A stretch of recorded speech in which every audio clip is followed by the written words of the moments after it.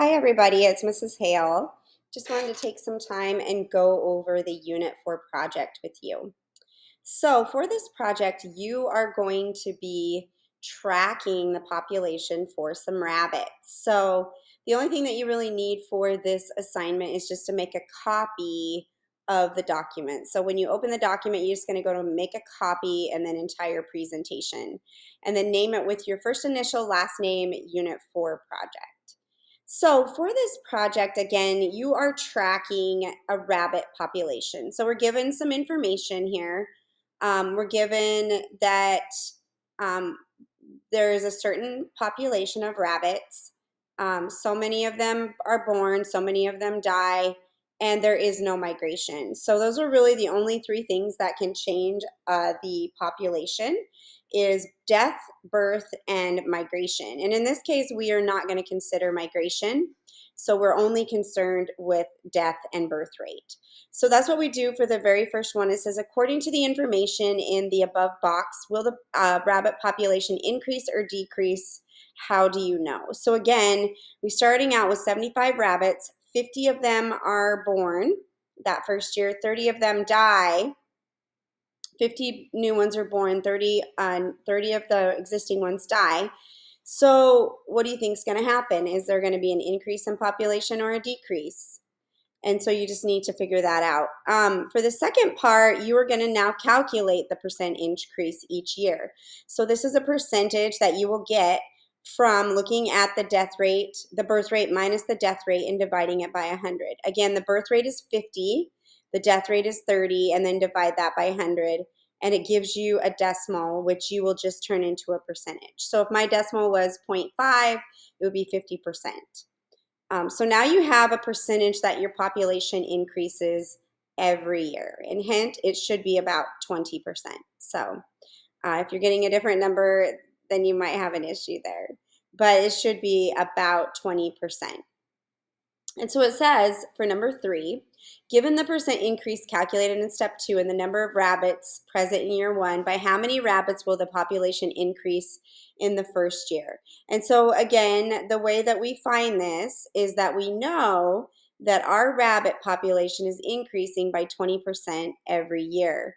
So if we have 75 rabbits to begin with, we can figure out how many it will increase by taking that number and multiplying it times the percentage that they increase, which is 20%. So at the end of the year, what will be the total population? So again, we're going to take that original number of rabbits, which is 75, add it to however many we calculated that it will increase, that 20% times 75, and that will give us our new population for that first year. So we start out with 75 on the first year here, and then for the second year, it's going to be 75 plus 75 times 20%. So again, we're increasing our population 20% every year. So that would be for the first year because we started out with 75%. Our population grew 20% the first year. So it's going to be times 75%. So that will actually be our equation, right? That's going to be our word equation. The original number of rabbits plus the number of rabbits times the percent increase for that year. And so we're going to add that on to the original number. But again, that's going to be different for every year. So you want to make sure that you're using the correct number when you look at the original number. It will be the original for that year. So let's go ahead and take a look at what this will actually look like for us.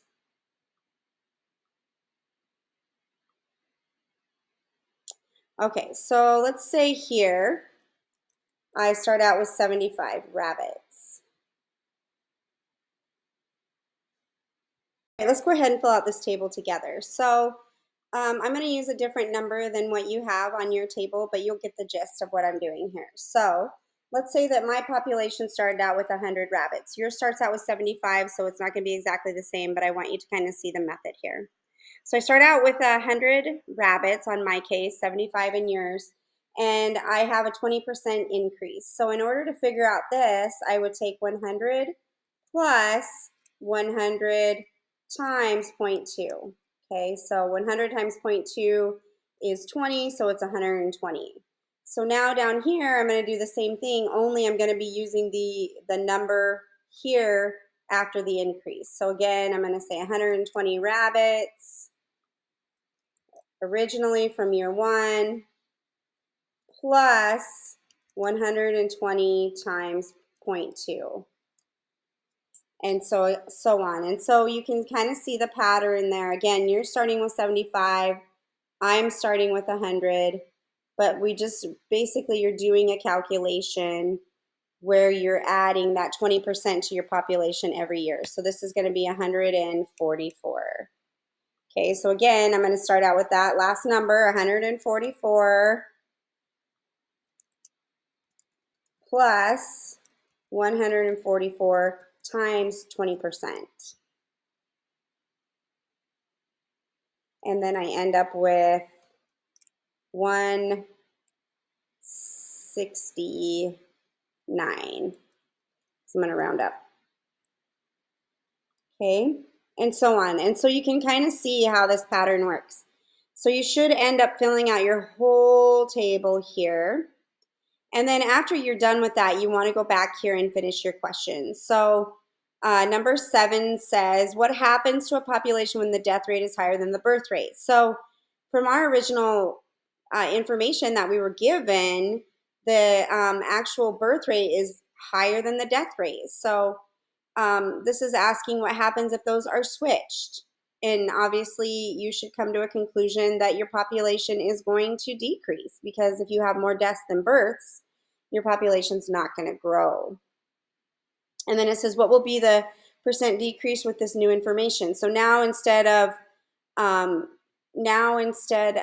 using it as the death rate, you're going to birth rate minus death rate. You're going to go death rate minus birth rate, and then divide that by 100 to get your percentage.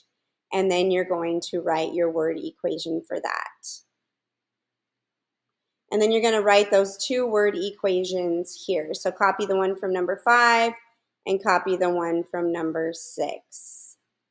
And this one says, using your equation and your table, you must show your work and your answers to receive credit. Round your answers to a whole number of rabbits. So again, you do need to fill in the whole table with that same strategy that we started with.